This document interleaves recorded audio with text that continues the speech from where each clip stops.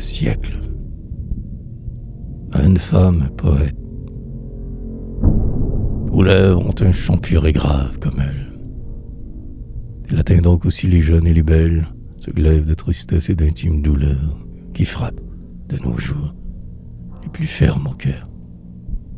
La femme a retrouvé son instinct prophétique. Fixant sur l'avenir un œil mélancolique, elle sonde, elle aussi, ce terrible avenir, jusqu'en son bonheur se surprend en gémir. Elle n'a guère encore de son insouciance. Comme nous maintenant, elle écoute en silence et tremble aussi de voir avec ses matelots le navire vivant s'abîmer sous les flots. Quelque chose lui dit que cette vieille terre, impuissante et glacée, achève sa carrière, et que dans ces rumeurs qui de tous les chemins s'élèvent tristement sur les pas des humains, un monde qui se brise exhale son génie, et par toutes les voix chante son agonie. Les peuples savent bien qu'un monde va périr, que leur tâche à tous est de l'ensevelir. Mais leurs yeux sont fermés, et, dans la nuit profonde, leur aveugle terreur mène ce deuil d'un monde. Le poète lui seul, dans ce désir mouvant, a compris le Simone qui s'avance en grondant. Et quand la caravane, un moment incrédule, se couche, et mord d'effroi le sable qui la brûle, lui seul vers l'horizon lève des yeux sereins, lui seul crie au fléau: je sais de qui tu viens.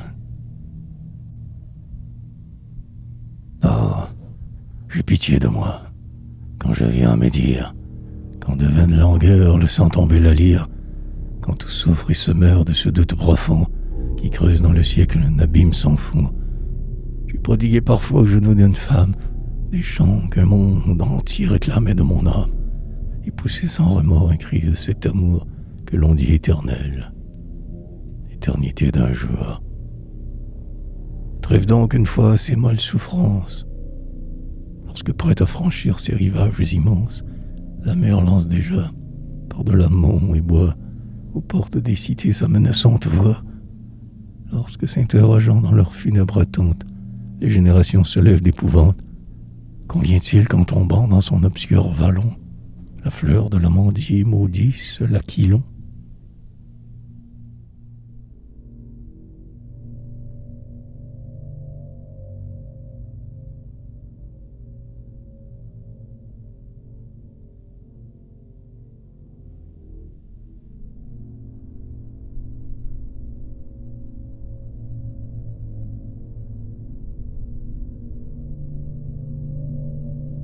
Ainsi, plein de notre âge et de ses destinées, je voyais se hâter le déclin des années, semblable, en ma pensée, au pauvre pèlerin qui, faute d'un peu d'eau, tombe et meurt en chemin.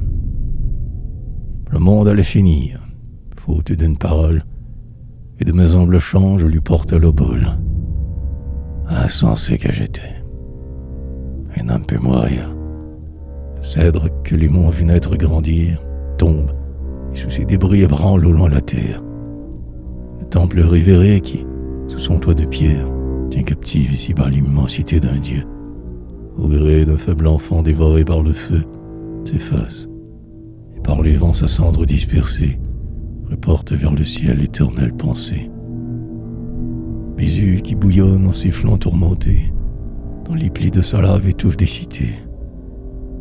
Le sol tremble, et soudain dans une nuit béante, s'ouvre pour tout un peuple une tombe vivante. Tout cela peut mourir, mais à l'humanité, Dieu fit les jours plus longs, et lui seul a compté. Nul à l'humanité ne marquera son heure, rien n'y peut. Elle va, que sa voix chante ou pleure, elle va, dans les pleurs les chantera à tour. Elle accomplit sans fin l'œuvre de chaque jour. Tantôt, comme un coursier qui fléchit sous son maître, qui se plaint que le but est trop lent à paraître, et dont le pas plus sourd retentit faiblement, tant son pied dans le sable entre profondément. Elle avance avec peine, et sa marche est pesante. Tantôt elle s'élance, et de sa bouche ardente, elle sème, en courant, sur les mortels sillons, des mots qui y vont germer en sanglante moisson. Mais ce ne sont pas là des signes d'agonie. C'est que dans ces douleurs saintement rajeunies, elle va rattacher, d'un bras ferme et puissant, une palme nouvelle à son front renaissant. Changeur par la Christ, sa parole féconde, comme une aile de feu couvrit un jour le monde, et d'un autre néant, à l'appel de sa voix, l'humanité est sortie une seconde fois.